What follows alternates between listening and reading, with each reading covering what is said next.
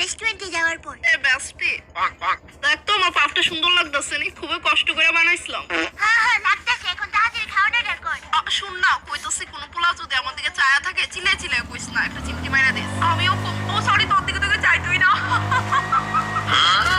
জি madam, বলেন কি order করবেন? দেখি কি কি আছে। এ বাবা, এগুলা তো দেখে আমি উচ্চারণই করতে পারতেছি না, কি কঠিন নাম।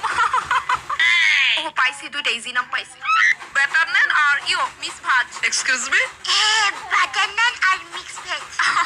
কইতেও পারিস না। আচ্ছা, বেটার নেনের লগে মিস ভাজটা ভালো লাগবো নি, কারণ বেটার নেন তো চাউমিনের মতো লম্বা লম্বা না।